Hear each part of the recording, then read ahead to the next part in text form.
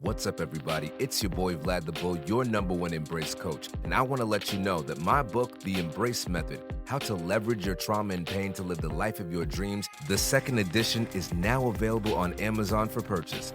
Through heartfelt anecdotes, practical exercises, and profound insights, this book will show you how to confront your demons, heal your wounds, and emerge stronger and more resilient, ready to embrace a future with limitless possibilities. Remember, embracing your pain is the first step to transforming it into power. Be sure to get your copy today. And remember, embrace your struggles, embrace your successes, and most importantly, embrace yourself. Visit www.embracemethod.com to learn more about the Embrace Method book and the Embrace Framework. Welcome to the Roots and Rhythm podcast, where we explore the essence of culture, our experiences, and a healing journey that shapes our growth and family. Through heartfelt stories about marriage, mental health, relationships, and parenting, we create a space where you can find connection, understanding, and inspiration. Join us as we explore the rhythms of life, one story at a time.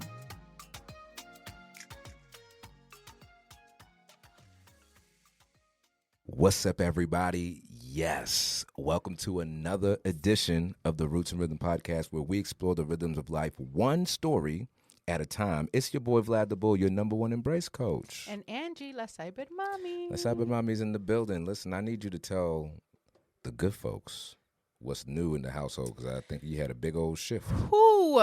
So today was the first day of kindergarten. Whoa. I know. Alana got on her big girl bus. She just did all the things. You sent me the picture of the bus, and I was like, yo, I'm not ready. It's not even happening to me. I'm not ready. Yeah. I'm just like so impressed with her. Because I mean, we used to walk to school, or my mom used to take us. We didn't catch the bus till high school, but she got on that thing and she said, "You know what? I'm gonna do this. I got it." And I took off the bracelet, but one of her besties' mom gave me like this set of bracelets, and it's Alana has one and I have one, and it's like, "Oh, when you miss me throughout the day, kiss it and I'll feel it," or whatever. So she was doing it at the bus stop. She's like, "Stop. Do you feel it?" Stop. And I was like, "I feel it." Stop. Can It's you so feel cute. it, Mr. Krabs? I'm sorry, I had to Can do you that. feel it?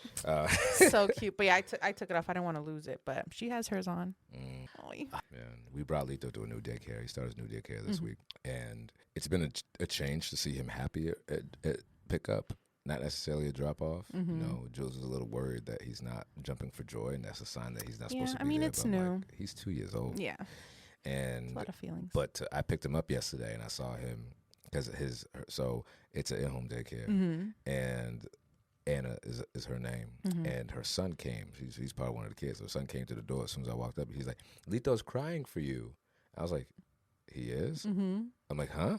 I'm like, "You're talking about Lito, right?" And then all I hear is Lito's voice, because she has like a mini split. So Okay.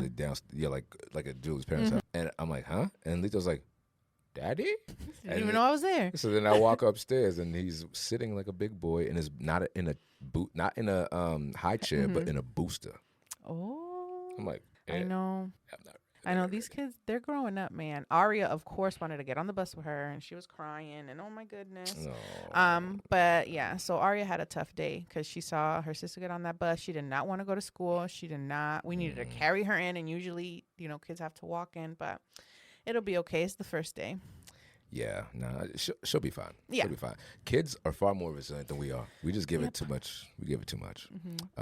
So that's good. But you know what else is resilient? What is resilient? Our viewers, when they click that subscribe button. Yeah, right there. Hit the subscribe button. Make sure that you like and subscribe so we can get this content out to more people Share who with a need to friend. have these conversations. Share with your friends, your circles, your community. And don't forget to hit us up on our email, right? I'm gonna try to put it right here. Here we go. I'm gonna try to put the email right there. Okay. That is the email. Look at you. Look at that. So I'm gonna try to put there right there. rootsandrhythmpod@gmail.com. And we have a website too, which I think we need to start working like on a blog or something. But we do have a website. Yeah. So listen, if you listen to us on Spotify, go ahead and go to Roots and Rhythm podcast.com. You HT people, whatever, you know the deal. So you could check out more of our content, exclusive merch, and our bio, all the things, the affiliate links, the things, all the things. Yes. And don't forget to get 15% off of your gallon gear. I am representing right here. He did just fill it up and put. Did you put lemon in it? I put lemon drops. Yeah, lemon. So I was putting lemon juice, which I learned is a big no. I was like, oops. I was just putting little drops of that in my when we couldn't find the packets. Oh, is lemon juice not good? Well, if it's from an actual lemon. Yeah. I was doing like the bottle. Oh yeah, no. And my stomach liner was taking a hit. Yikes. So we're inclined to have a deeper conversation today. Not that conversations we have aren't remarkably deep. Yeah. I know y'all feel it. But today we are talking about religion and spirituality. Yes. And just so our viewers know out there, this is not an exhaustive conversation. I think we could talk about this and pick it apart. We are not scholars of any sorts, but we are two people who have that in common, that we grew up in the Caribbean, raised by very, I would say, moderately. We grew up Catholic, pretty much. Okay, yeah. So I would consider my mom to be an extreme Catholic. Like she would, if she could get if she could use a communal holy water. You know the little thing where you get the holy water put on your forehead. If she could use that as a weapon, that would be her weapon of choice in the war.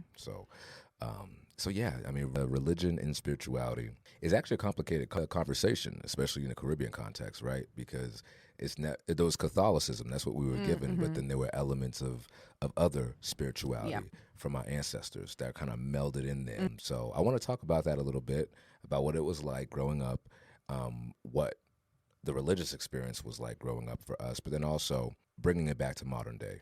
What does it look like for us as parents, and what does it look like for us as individuals who are rising, who are growing as we are raising these children, but also finding our way in the world and what works for us. So I'm going to start that question with you, sis. What was it like growing up? What was religion and spirituality? What was the conversation? What was the context? And what was your experience? Yeah, so we grew up Catholic.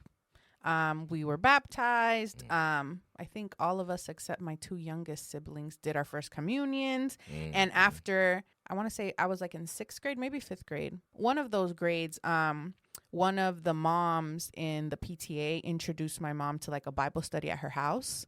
And then we actually started going to Christian church. So it was like Pentecostal non-denominational. When did you start doing that?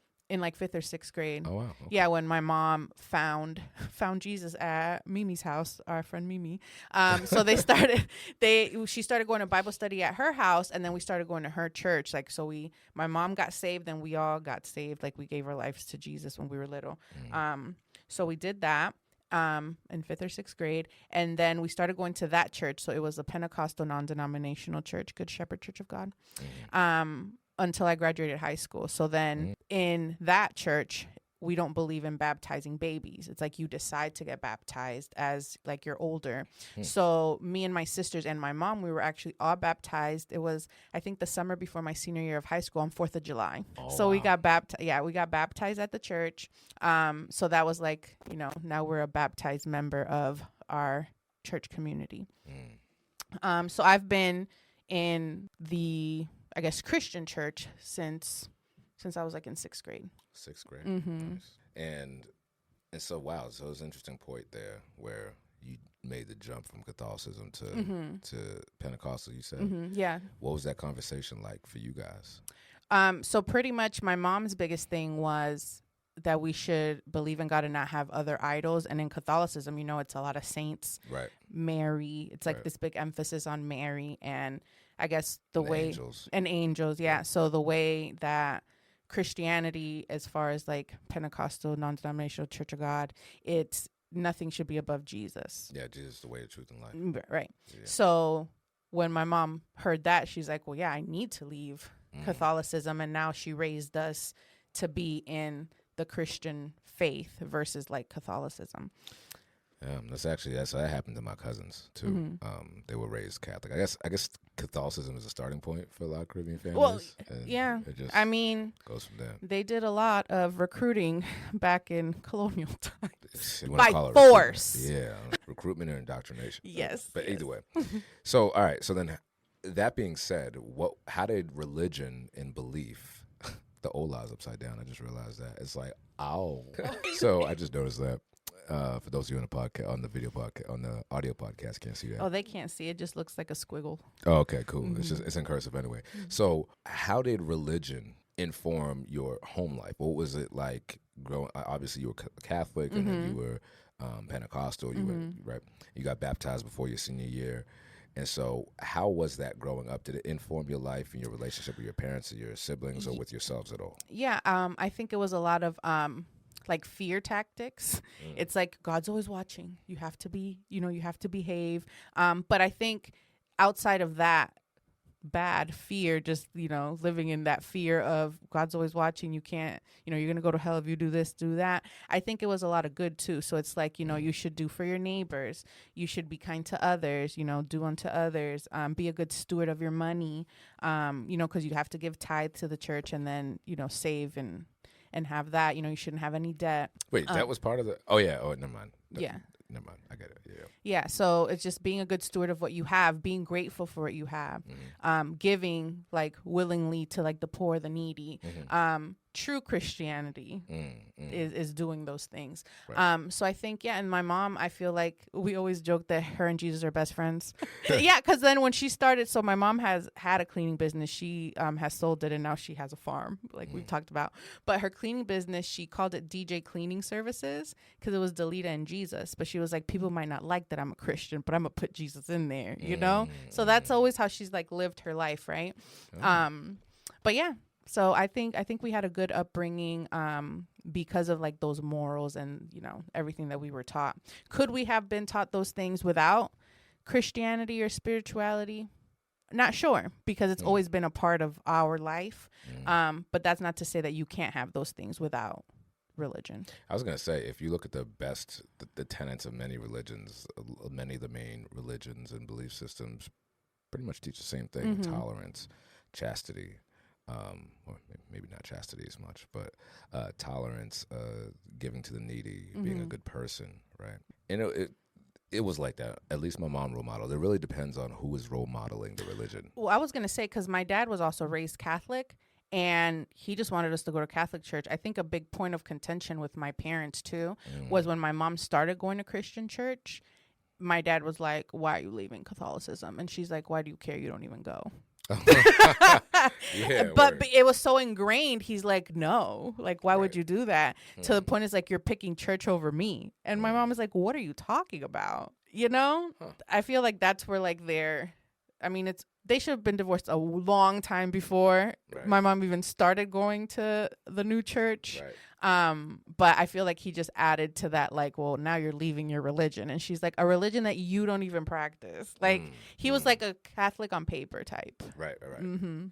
So he didn't go to church? No, never. Okay. Never. At that point, it sounds like maybe that's all he knew, right? And that's what was being given to him. Yep. And what your mom displayed actually is not common, at least from my experience. I'm not saying it doesn't happen, that you're raised a certain way, especially in the Caribbean countries where there was, you were talking about fear tactics. Imagine the fear tactics, right? And learning about their religion and accepting it. You didn't really have a choice, but being able to change your mind. But you know what's crazy, Vlad? So my mom went from Catholicism to Christianity. All her family now are Christians. I don't want to say that she started that wave. Like, I think it was probably like her and one of my uncles, like around the same time, started like that journey. But now it's like you go there and there's no saints, no Marys, no anything. Like, it's strictly like Christianity, Church of God, amen, hallelujah. We have a Mother Mary at every corner of our house in my mom's house. That's super Catholic. Well, it gets more Catholic than that. Like, we have 10 commandments placemats. We have 10 commandments in every You can't forget room. them, Vlad. You can't forget them.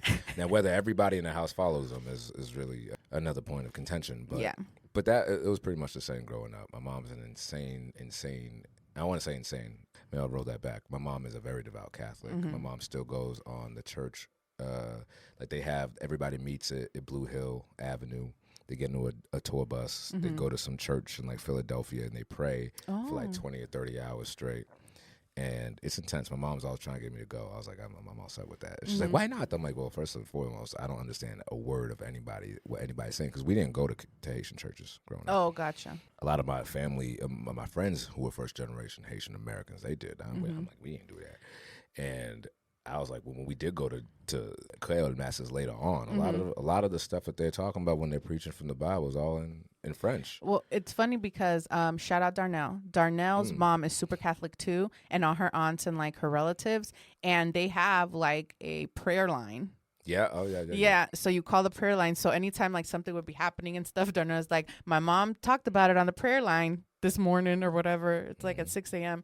And I'm like, oh, thank you so much, Miss Marie. But yeah, so they do. They get on that prayer line. I was one time I was dating this very sick person.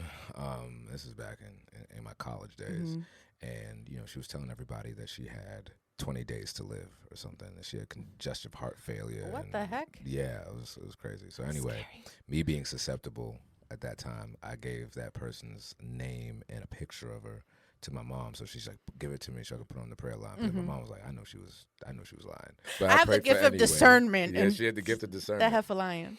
We're going to talk about spiritual gifts in a little bit because I really want to dive into that. But yeah, it was more or less the same.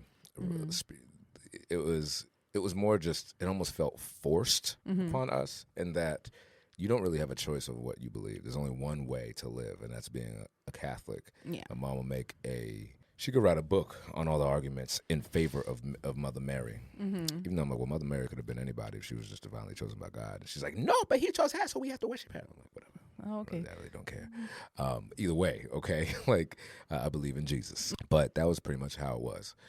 And then as I got older, I started to realize that, the way that my mom promoted religion in general made me even more so want to investigate it for myself. And I think if maybe it was more subtle in that, we were raised Catholic and this is why Catholicism is important, but kind of making it personal to me, then maybe I might not have investigated it a bit more.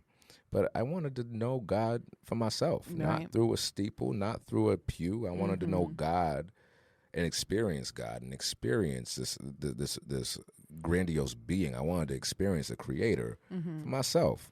And I'm going to be real with you. Catholic Church is boring. It is boring. It is so boring. Like, you grew up Catholic. Yeah. You know what it is. Yeah. It's the only good thing about it is that it's the same thing every single mass, with the exception of Christmas and Easter. Yeah. I will say, so one of our friends recently lost his dad, and he decided to join the Catholic Church because the rest of his family is Catholic.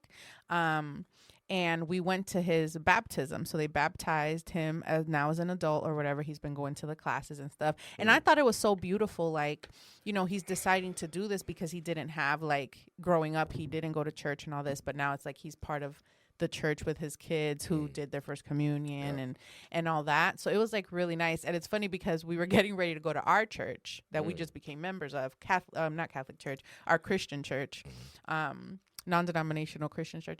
And we were getting ready, and I get a text like in our group text, like, hey, congrats to him, wish we could be there. And I was like, Wallace, oh my God, the baptism is today. And he's like, oh, we're going there instead of going to our church. Right. So we went to Catholic church with the girls, and it was their first time going to a Catholic. Well, let me stop. It wasn't their first time going to a Catholic church. It was the first time going to like a Catholic mass, because, when Darnell got married, it was in a Catholic church, and it was a whole mass.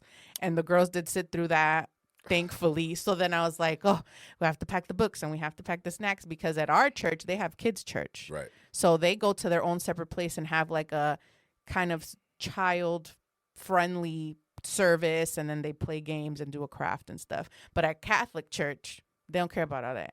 You're going to be in that mass. You are going to be in those 0 to 100 years old. Comfortable. 0 to 100 years old. That's for real.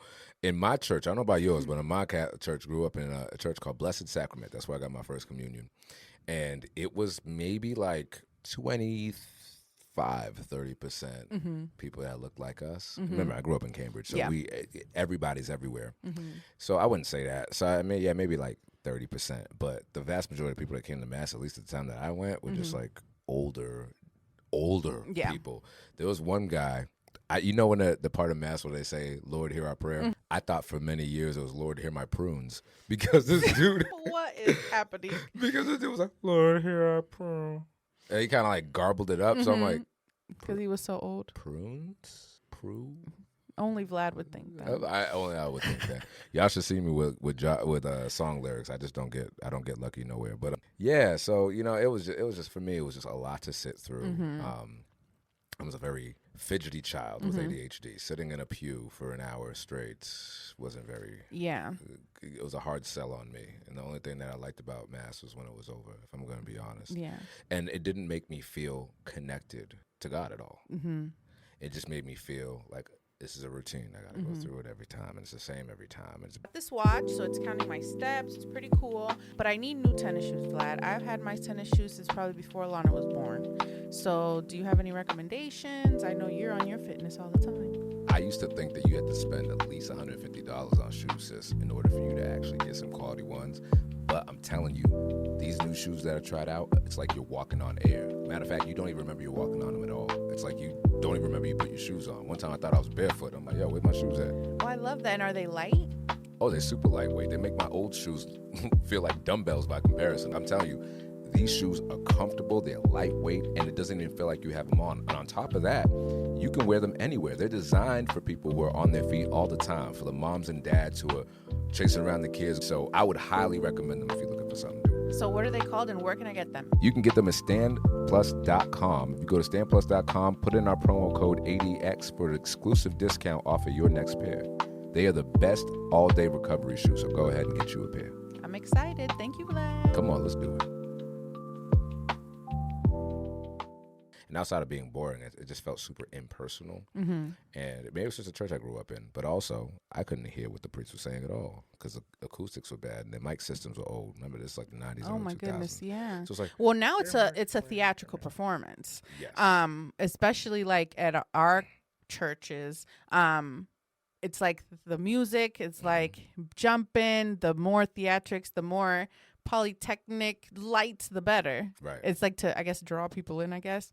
But the church that we grew up in after we moved, when my dad got divorced, so the church my mom went to after that, was very like small, and they kind of did their own thing. So it was very like a cappella songs, old songs from like back in the day, like the old people would sing. Like the hymnals. Yeah, but they would sing them. Yeah. Got the hymnals going. Get your hymn books out. But not even hymns, just like old, like they call them coritos. So it's like just chorus, just like old choruses. But yeah, that's the church that we started going to with my mom after the divorce, and it was sweet because it was like very tight knit. Like the church we go to now, it's like 400 people plus, maybe more sometimes. But then it's like per mass, per service. Per service, yeah, it's a lot of people. Oh wow, yeah, that's a big church. It's big, and they have 3 services. Hey everybody, it's your boy Vlad the Bull, your #1 Embrace coach. Listen, I know that you are enjoying this Roots and Rhythm podcast episode, but I want to take a minute to talk to my fellas. Let's talk energy and vitality. If you've been feeling low, sluggish, or not quite yourself in the bedroom, it's time to check out the Natural E-Man. It's a powerful, all-natural men's supplement created by a good brother I trust, Dr. Quentin Cancel, someone I met in my men's group who's all about holistic health and real results. Trust me, I've seen the impact firsthand. So if you're ready to level up your energy, confidence, and performance, visit naturaleman.com and feel the difference. That's naturaleman.com. The link's in the show notes. All right, y'all, let's get back to the podcast.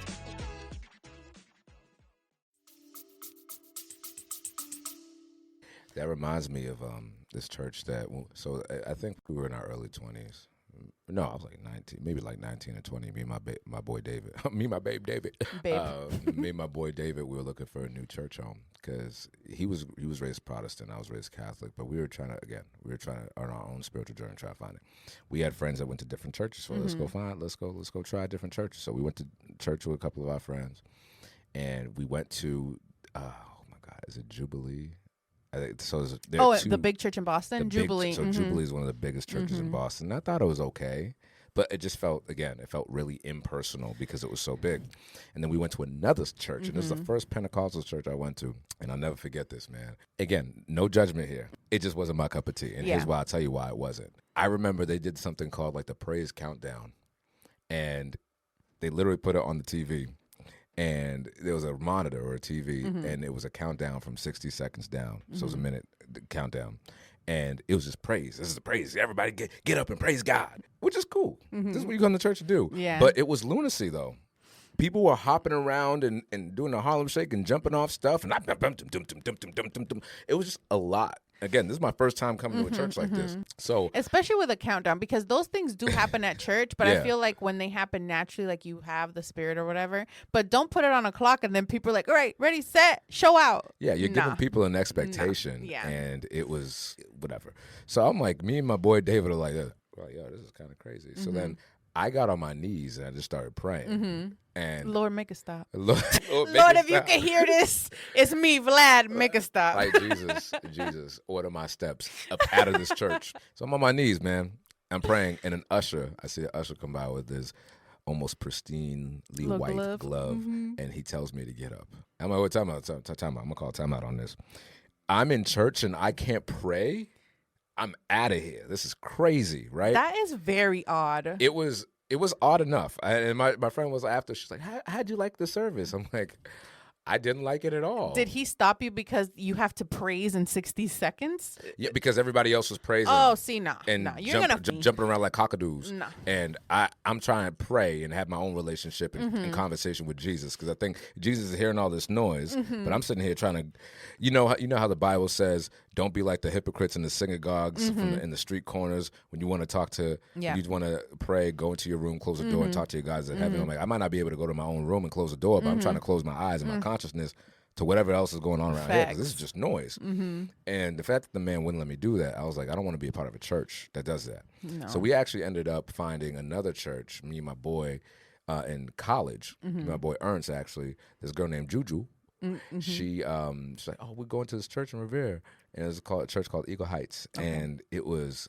I still think if we lived nearby, we would go to that church. I loved that church. Me and my boy went there every Sunday. I'd pick him up down the street. We go to church. We bring friends sometimes. I brought Julie there. She liked it. So, man, Eagle Heights. It's tough when you find that church, and now that we live so far from it, it just doesn't make sense. Well, that's how I feel about our church in Lowell. Yeah. And we did it for a long time, but then it just became too much. It's too far away. Yeah. But I do miss my peeps. I'm actually hanging out with one of my friends that I met there this Sunday. She's going to come hang out with us. That's cool. But yeah. So big church. Now we go to this huge church. Even the church in Lowell was probably like 120 people. So everybody kind of knew each other. But this big church, they recommend like small groups, like find a small group so you can kind of like build that community and stuff.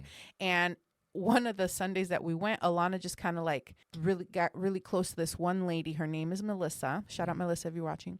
And I didn't know this, but Alana started calling her Titi because they had curly hair, and she was like, "Oh, Titi, Titi." So we, started hanging out. And the first time that Alana called her Titi, she started crying, and I'm like, "Are you okay?" And she's like, "That she's an only child, so she doesn't have nieces and nephews." And I was just like, "Wow, look at Alana, like like giving this lady something that she's always wanted." But it's really sweet, So that's a community we have. Then I joined like a praying moms club. So all the moms, I love clubs, and it's not even called Praying Moms Club. It was like Praying Moms like get together, and I just call it Praying Moms Club. So what do and y'all then do? I have Y'all walking get together club. and pray? So we were going through a book like How to Raise Godly Children, I think it's called. So we went to that book for like 8 weeks, and now it's over because it's the summer and then school started. But I'll join another group to kind of like start building that community. But yeah, that's a beautiful thing, man. You have to build community where you're at. Yeah. And Wallace joined the worship team. So, we're finding our rhythm with the new church. Yeah, if I'm gonna be honest, I feel like we've gone back and forth. I've had so many different iterations on my spiritual journey. Like there was a time where I would never identify as being deeply Catholic and rooted in that belief or even in that culture or in that group. And then there was another, and then in high school, I was like deeply anti-Catholic, and I was super into, I don't even know what it was, Protestantism. And then that faded, right? It was almost like a fad.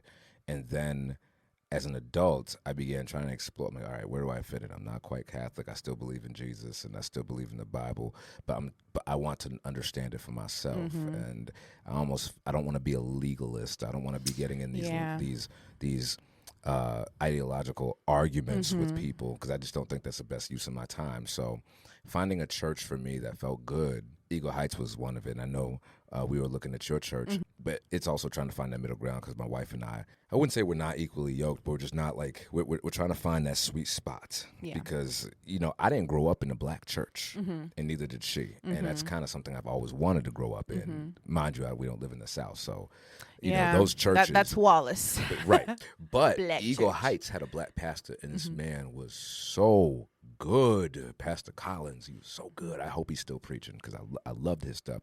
Because I actually went to church learning something. I didn't go to church because I had to. I didn't go to church because it was Sunday or because it was Easter. I went to church because I wanted to. And that's the type of church that I want to be a part of. And that's the thing, too. Like, so the church that we go to now, the pastoral team reflects the body of the church. So they have, like, all the flags that are represented. And it is kind of like this melting pot in church of all these different kinds of people. And we translate the service in Spanish, in Creole, because there's so many people that speak Spanish and Creole that don't speak a lot of English, right? There's a lot of Africans. There's just a lot of people. And usually when you see like this very like diverse multicultural church, everyone on the pastoral team is white. And I told Wallace, I don't want that. Because why is your leadership not reflective of your body, like the church body? Do you think that was intentional in those instances that you see where there's a church that is diverse, multicultural, as one would say, but then the worship team or the teams that represent the church outwardly? Well, not even the worship team, the pastoral staff. Or the leadership team. Yeah, the leadership team, yes. I feel like your leadership team needs to reflect the rest of the body of believers that go, attendees, members that go to your church. And ours does. You know, they have women, they have a black woman, they have a white guy, they have a Spanish guy. Like, it's very representative of the body. Because then it's kind of like, I feel like if you're white pastors and then a different congregation, they have like this savior complex. And I didn't want that. So evangelism. Yeah, evangelicals. Yeah. What is it? Charismatic church, whatever it's called. I'm not a theologian. I'm not out here trying to say the wrong thing, but yeah, and I didn't want that. So I am glad that like our church is like that. It's very welcoming, and anyone is welcome. It's not like this, oh, you're a sinner, you can't come here. We're all sinners. Everyone should be able to come, you know? So that brings me to the second part of this conversation. And this is where I believe it's going to get interesting. Yeah. Do you feel that it is appropriate or it is the church's duty to take a stance on certain polarizing topics that not only affect the church, but also are themes in politics? For example, one that's largely debated in religious groups is gay marriage. There are some people who don't even think that people who are gay belong in the church to worship. There are those who don't believe in, who do believe in integrating anybody, because we all God's children.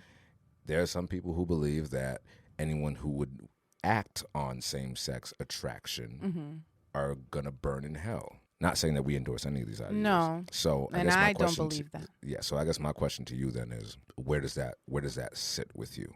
So I think that is one of the things that I don't want to call it church hurt, but that's one of the things that I don't agree with in modern Christianity, because I don't think that God would give us those attractions and feelings if it was wrong. And that's Angie Thomas endorsed. That's Angie me. Thomas That's what I endorsed. believe. Yeah. Right? So it's like, why would it be wrong if people just want to live their truth? You know? Yeah. Who is it bothering? I mean, I agree with you. You know what I mean? And then I know we had this conversation about how, they as in Christians always put all the sins together in a box. Like, well, the one sin's it's the same as the other one. You know, you lie. There's no greater sin. I think there are greater sins. You kill someone, that's greater than me lying. Is it though? I think so. Because there are those who would argue biblically that they're all the same. No, I don't believe that they're all the same. I mean, you're sinning, it's a sin, but to say that all the sins are linear, I don't believe that. Now, is that a belief that you have? That's me, Angie Thomas. That is not at my church. That is not Wallace. That's me. Right. You know, and here is where I was turned off from church for a long time. It was not Jesus that turned me off, the teachings or even. It's the people. It was the way that religion was packaged. Like it was an either or. I had to choose, but I also never as I got older and became into myself, right? As I got into myself, and listen, I grew up in Cambridge, okay? We think for ourselves. Yeah. And I think of my mom, because my mom has had a huge problem with us. Like, why didn't you baptize that baby yet? I was like, you don't even know what's going on. What's the point? You really, the baptism is not for him, it's for you. Right. And that's the other thing too, right? So we don't believe in baptizing babies either. Like I told you, you have to decide that for yourself. Yeah. We dedicate children to the Lord. Like we're dedicating, like we're going to raise them in the church. These are their godparents that are like assisting us in doing that. But no, not baptizing. Yeah. But yeah, that is a Catholic thing. I was baptized as a baby. And then as an adult when we made that shift. Right. Yeah. Nah, I mean, if I had a dime for every time one of Alito's grandmothers asked me, either of them asked me when that boy is going to be baptized in the Catholic faith, and there's other reason why we haven't hopped at the opportunity. Number one, Julie and I are different people, but we are similar in so many ways. And one of the ways that we are similar is that if you are telling us to do something without explaining why. Oh well, we're gonna dig our heels and saying no, even if it is a reason. And I like that you guys aren't, only because a lot of people would have just done it to appease the grandparents. Yeah, like, okay, because it doesn't seem like you guys are against it. It's just like you said, they're making you feel like you should. So now you're not. It's like I'm digging my feet in the ground. I'm not doing it.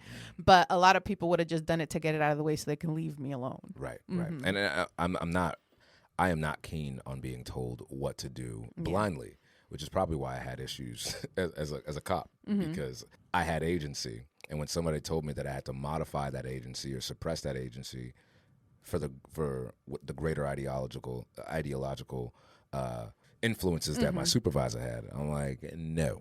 Prime example is waging war on the homeless. When I was at the airport, that was a big thing. Like, I you hate gotta that kick too, all the homeless bro. people. I'm like, I'm not doing that. I hate that too. And that's like the most ungodly thing that you can do is kick someone when they're down. Yeah.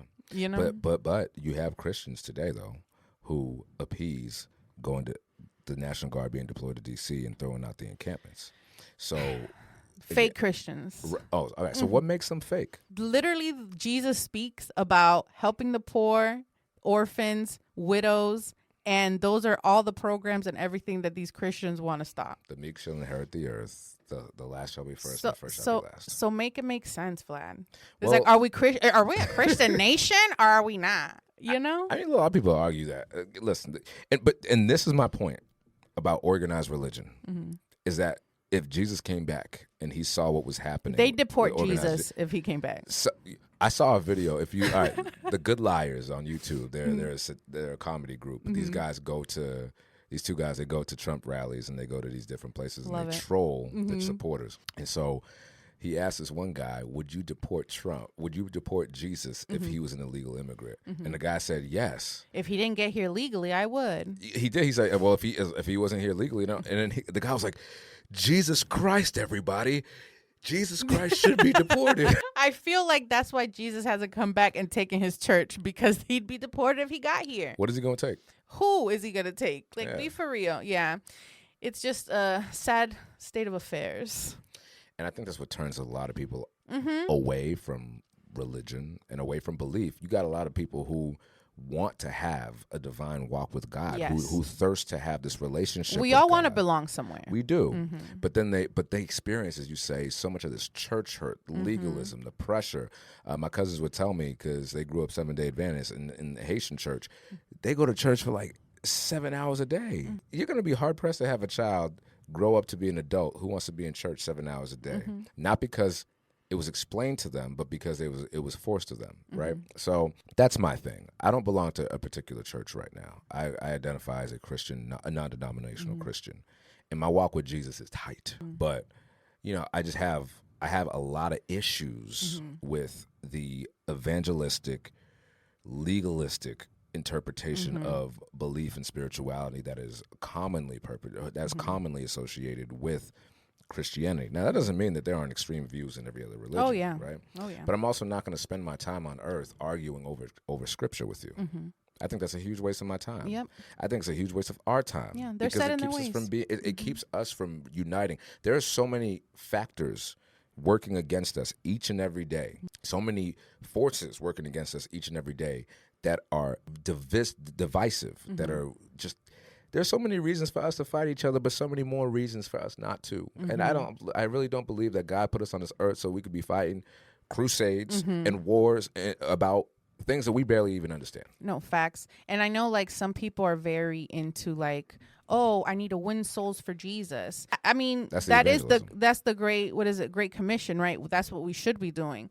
But I feel like God said, lead them to me, not try to like coerce them into doing anything that they don't want to do, because we still have free will, right? So what do I do in that Great Commission? I invite people to church and let them experience things for themselves. That's all I can do. I'm not going to force religion down your throat. I'm not going to give you 6 Bible verses and be like, this is what you got to do. Like it says it right here. You're living in sin. You got to do this. No. I'm going to live a godly life. I'm going to be kind to others. I'm going to teach my girls to be kind to others. And I'm going to live in my truth, which is that. And then you decide if you want to. I invited y'all to church twice. If you come, you come. If you don't, that's on you. Right. Like, that's not up to me. Right. You know? So I think that's the way people should approach anything. Is if you can agree to disagree, but if it's not affecting you personally. And I think that's what it gets down to. Is in these examples, like the one in The Good Lies, is that I feel like it affects these people personally, that others don't believe what they believe. I don't really care what you believe. I still gotta pay this mortgage. Yeah. I only care. Like, I only care if you are affecting my daily life. Facts. You know, and and I think I shared this with you upstairs before we started recording. It's like the church wants to be involved in so many things. You have a say when you pay some taxes, because you don't pay any taxes. But you're trying to control everything. Get out of politics. Yeah, it's just annoying. It's annoying. What do you think about there? I can't remember. I think it was in Texas. I'm sure it was in Texas. There's legislation being brought forward that would mandate that the Bible be taught in schools. So then teach the Quran too.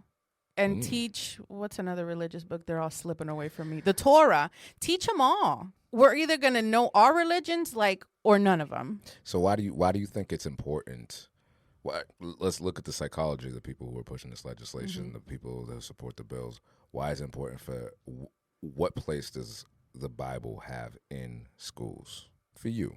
I personally don't think it does. I don't want to go to school learning something that my parents should be teaching me if that's what you want me to learn. But it shouldn't be everybody. Then that's the thing, because then these same people that want the Bible there don't want you to teach about like reproduction, don't want you to teach about contraceptives, don't want you to teach about other things that they don't agree with. They only want you to teach what they agree with. And if it's not that, it's nothing. If it's going to be that, it needs to be all. Right. So you can't just, again, picking and choosing just because I agree with it. Right. Do we want well-rounded kids? Because, again, you can learn a lot of things from these other books. So why not? Like, you can't be that self-centered to think that all these kids just need to learn the Bible. Nah, bro. I think people just want to be acknowledged. Acknowledge me. People just want to be acknowledged. I've been waiting to use this soundboard for so long. Oh, my God. Because we couldn't do it when we were just doing on our old equipment. I was having a conversation with a friend this morning, and shout out my boy. I'm not gonna name your name, call you out, man, but your prayer group, one of my prayer partners, you know. And he's a good dude, man. We were having a nice conversation about religion and faith in schools and agendas, and you know, like my mother-in-law says, good people can disagree. I don't have to agree with everything you say. As a matter of fact, if you're friends with somebody who agrees with everything you say, then you're gonna have to get some new friends, because eventually you're gonna believe in something that might hurt you or might hurt somebody else. And I would hope that you have friends that will call you out on that and keep you from doing that. And so, you know, we were talking about how, you know, Cambridge is, and we grew up in Cambridge, both of us, how, and he was like, yeah, man, it's just like really liberal, and they're pushing agenda on kids about gendered identity and all this stuff. And I'm like, all right, man, like, I don't know. I just said, hey, I don't know if that's happening, but if it is, then I have to look into that.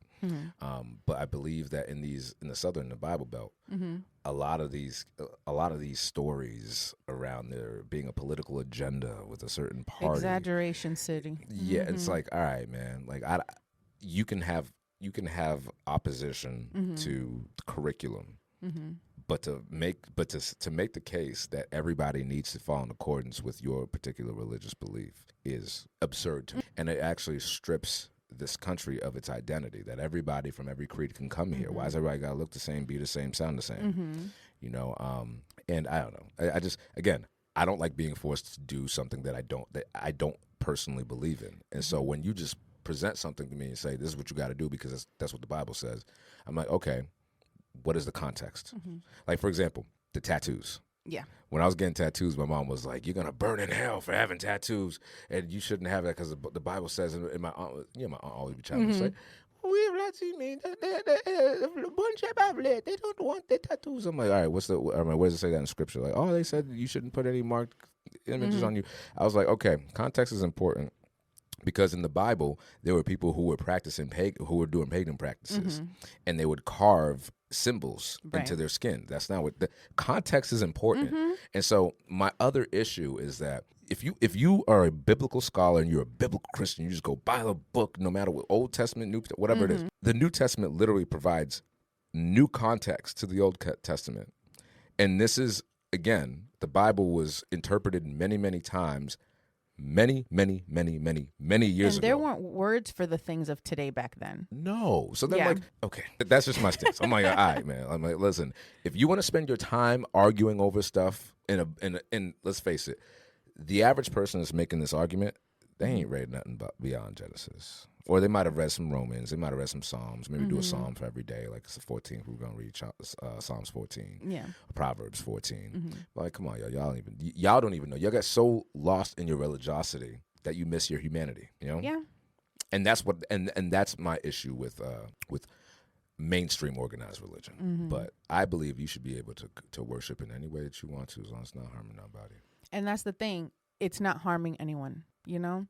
And we can't force people to do things that we ourselves would go nuts if it happened. Right. Example, Christians love to say the church is being persecuted. Christianity is being persecuted. Where, bro? Where? We celebrate all Christian holidays. Yes. Our schools are out for all Christian holidays. That's true. This is true. If we really want to say who's persecuted, it's the other religions. Right. But if it was in reverse and the Christianity wasn't allowed to be practiced in schools, or people were pushing other religions, people would go crazy, or they, do whatever they need to do. But because it's the other way around, now Christians are like, oh, I'm being persecuted, but you're not. It's funny. No one's dying in America because you're a Christian. Right. Other places, yes. Yes. But not here. So you're not being persecuted. Remember post 9/11 and around like 2003, 2004, we were in Iraq, and everybody who was Muslim was a target. Everybody, just like after COVID, everybody who was Asian was a target. Anybody who was perceived to be Chinese was a target. We're going to talk about politics in another. It's hard to talk about religion right now without talking about politics, but this is not a political episode. No. But do you remember how hard it was for folks from the Middle East? Yeah. Anybody that was Muslim. One of my best friends, man, he's Somalian and he's Muslim, and the amount of hatred and ridicule that he got in school for it and beyond is just so unfair to me. And he deeply believes and upholds his beliefs. Like as much as he really wants to, right? But like he really does identify with his faith. Why should it be any different for him to pray how many times a day that he wants to? Why should it be any different? Why should it be more difficult for him to read the Quran? Because it's not the Bible. It's just I just think it's stupid. I honestly think if you study all the major religions, you'll find so much more common ground. And let's face it, nobody's applying everything anyway. We're just picking and choosing. Exactly. We're just all trying to survive. And there's extremists everywhere, right? Yeah. Because even people that are Muslim, it's a very passive religion. It's very peaceful, but then you have extremists that take it the wrong way. Same thing with Christianity. Sometimes I feel like I have to tell people when they're like, oh, you go to church, and I'm like, yeah, but I still love you, because there's so many Christians that are like, if you tell them, oh, I'm this, they're going to be like, well, I can't talk to you because I'm a Christian. Or they just feel like that uneasiness around Christians. And I don't want people to feel like that around me. Because they fear you're going to judge them. Yeah. You're going to throw the book at them, and then you're going to just pick apart everything they say with the scripture. Exactly. And we're supposed to love each other. And I think that's what's missing. It's like that love, like that humanity, as you said it earlier. And that's what's missing from Christianity today, I feel like. Yeah. I feel like that's what's missing from our consciousness as a people, as a race of people. I'm not talking about our ethnicities or where we come from.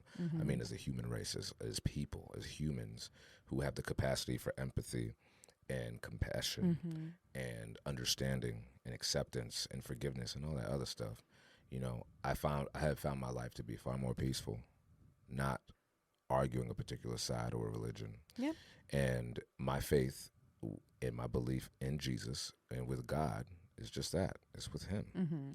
And bro, it's a personal relationship. Yeah, it's a personal relationship. And I feel like if I continued in the church the way that I was brought up, I wouldn't have had a personal relationship.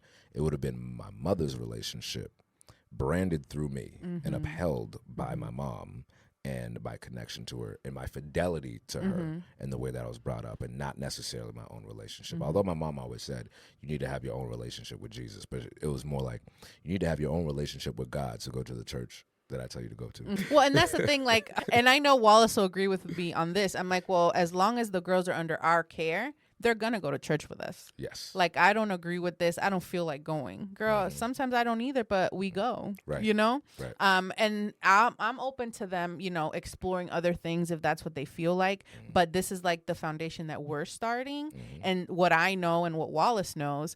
So everything else will kind of be like on their own type thing, but we'll be here to like answer questions. And I do want to have that kind of relationship with them where if they are questioning, like we have people around that can help when, you know, when they have those things come up.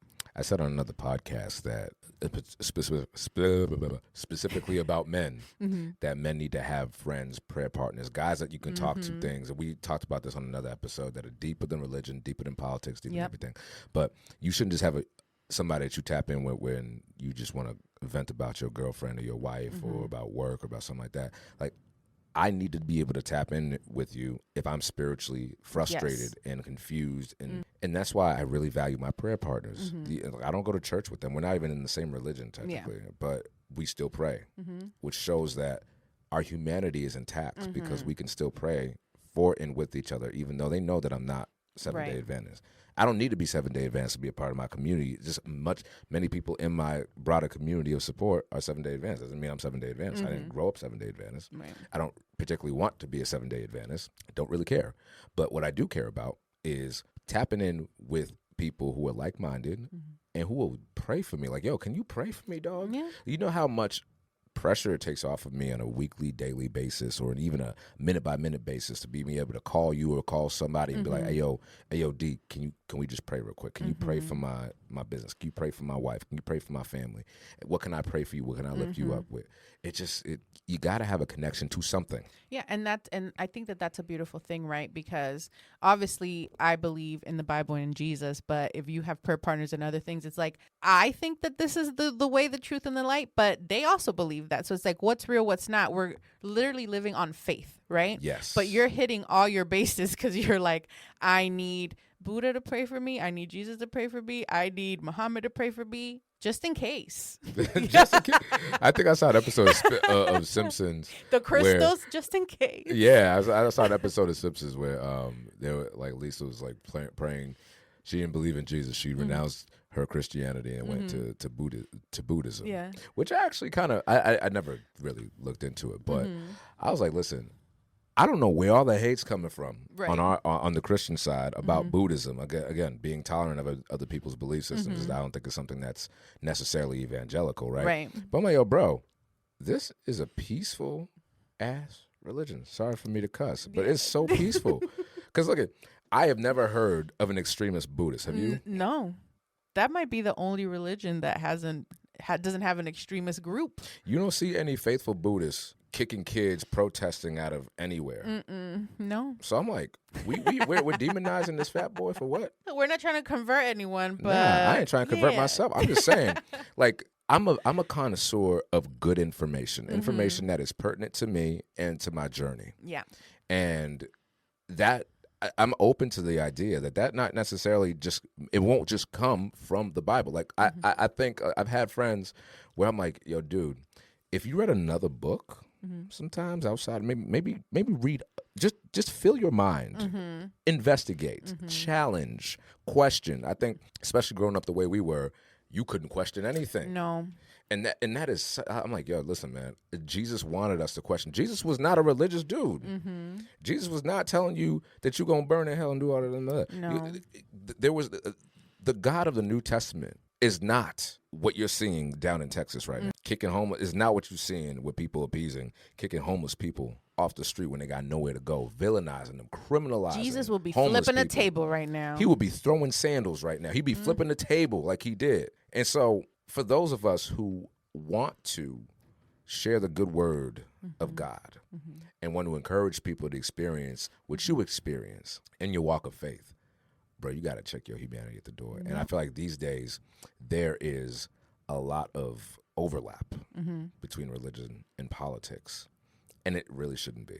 We can get into that in another episode, but it is disgusting to me. You remember in the 90s, since we love the 90s, the little bracelets and everything like WWJD. What would Jesus do? Jesus fish. Would he really cage these kids and kick the homeless and not feed them and take away Medicaid and do everything else that's happening? I think not, but he's not in power. So. And he never would be, because we would never elect him. But again, that's a conversation. He's an immigrant. Yeah. He wasn't born here. He's from Jerusalem. Where's his passport? Right. Jesus, you know what? He has a great sense of humor. He does. It's funny. Yeah, so it's all good until he come back riding on that white horse. A lot of these Christians are going to be in trouble. Yeah. Or what is it, like the Left Behind series? Like, why am I left behind? I Oh, wonder my God. why. You know, have you ever watched that? Yes, when I was little. You did? Oh my God. I had this fear of, like, anytime it was too quiet, I'm like, Lord, my friend Carmen, that happened to us in college. The lights went out and we're like, Being left behind. People start evaporating and everything. the rapture. Man, I have man, we could talk about this forever, but the sensationalism of religion, I think, is the decay of the human experience. Like, I remember when 2012 hit and everyone's, because like the Mayan calendars ended, so the world's gonna end. Same thing with 1999 when it turned 2000. Oh yeah, You the remember millennium. Yeah, everybody was stressing out. Y2K. Yeah. And this guy, I think his name was Harold Camper. Did that ring a bell? This man was walking around telling everybody that God was coming back, and he had predicted many doomsday dates before, and it was wrong. But now the Mayan calendar, which is, I don't think, inherently Christian at all, he was like, which is that? Mayans. Mayans. Don't think they were Christian. Anyway. Not yet, anyway. Yeah, not yet. Yeah. And so this dude was walking around. This guy's old as heck, and he was like, God is going to kill you. But Jesus loves you, but he's going to kill you. And it didn't happen. I think he might have died of a broken heart later. But yeah, it's just stuff like that, man. It doesn't help. It doesn't help when you're trying to raise these kids to have a relationship with a loving God. And, you know, we need to do better. And for me, for Lito, I just want him to know that he has a God that serves him, that is not just waiting for him to fail. Right. With an entire list of ways that he can be damned and cut and thrown into the pits of hell, into the fire. Yeah. That's just me. And I don't think that that's what God wants for anyone. You know? I think it's really sweet when the girls like pray for each other, pray at night. My mom had a headache, and then I was like, oh, I'll pray for you, mommy. And then Alana, she's like, I'll pray for you, my Buddha. And then she says like the Our Father. Wallace taught her, you know, the Baptist way to say it. So she says it, and my mom boohoo crying, because, you know, that's all mommy wants is for us to raise godly children. So she's like, my goodness. But it's really sweet, you know, and I think they're getting that at home with us and then at church too, because they do a good job with the kids. Yeah. Now, last question for you. Do you have any friends that are not Christian? And if you do, or if you met somebody that you thought was awesome but then realized that they weren't Christian, how would you approach that relationship? Oh, I have a lot of friends that aren't Christian, or are Christians and don't go to church, or have church hurt and they used to go to church but they don't go to church, or are atheists and don't believe in anything. I treat everyone the same, Vlad. It just depends on what we're talking about, right? It's like you wouldn't talk about sports with your friends that don't do sports. And that's the same thing. I wouldn't talk about church with people that don't believe in church or whatever. My job is to pray for them. My job is to invite them. If they say no, they say no. Right. And that's it. And we keep it moving. We keep it pushing. We're still friends. And I think that's how everyone should live. Right. If you put yourself in a silo and you only want to talk to people that look like you, believe like you, talk like you, whatever, you're not going to grow as a person either. You know? And some atheists, honestly, Vlad, they still have people don't think that, but they still have morals and standards, and they're raising their children with manners and everything else. Like, everything doesn't come from the Bible. Right. You know? it does for Christians, but not for everyone. And I think that that's what we have to remember. Like you said, remember your humanity. Mm-hmm. Like we were put on earth to spread love and light. Are you being love and light? That should be everyone's question at least once a day. What I'm doing today and the things that come out of my mouth, is it love and light? Oh, I like that. That's really good. And I'll wrap with this, right? I'm reading Atomic Habits by James Clear. It is a really good book. You read that book? Mm-hmm. Yes. And one of the things it says in trying to change a bad habit, so maybe you have a bad habit of judgment. Maybe you have a bad habit of hatred or bigotry or narrow-mindedness or intolerance. And it says, what did it say exactly? It said, when you want to, because it breaks down behavior into 4 parts. There's the cue, the craving, the response, and the reward. Mm-hmm. And when you have that cue, the author recommends you do something called pointing and calling. And then you say, okay, here's my cue. This is what I want to do. I'm having a craving for this behavior, for this thing. What will it do? But here's the question that I think aligns with what you just said. Mm-hmm. Is it a vote for or against who I want to be? Mm-hmm. And so what I would encourage my brothers and sisters in Christ to ask is, before I open my mouth or close my heart, is this a vote for or against who I want to be? Yes, that's good. That's it.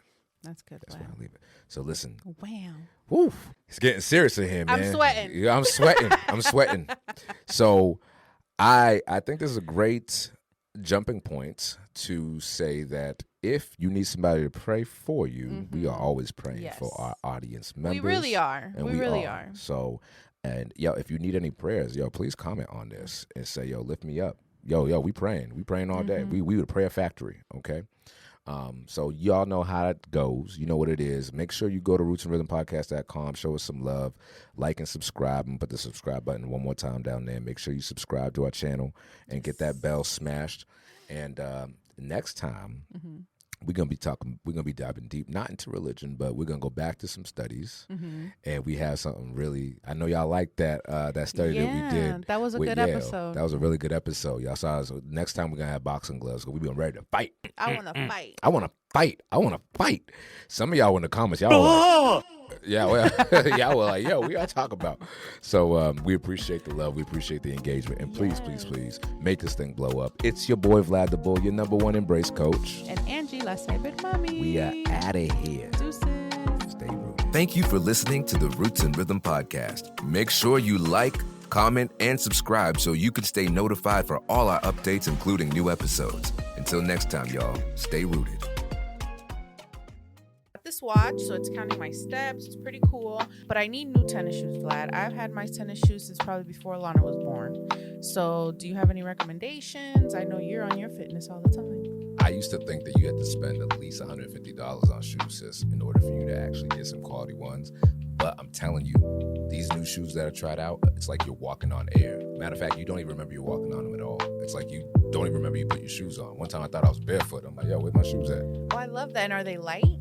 Oh, they're super lightweight. They make my old shoes feel like dumbbells by comparison. I'm telling you, these shoes are comfortable, they're lightweight, and it doesn't even feel like you have them on. And on top of that, you can wear them anywhere. They're designed for people who are on their feet all the time, for the moms and dads who are chasing around the kids. So I would highly recommend them if you're looking for something new. So what are they called and where can I get them? You can get them at standplus.com. You go to standplus.com, put in our promo code ADX for an exclusive discount off of your next pair.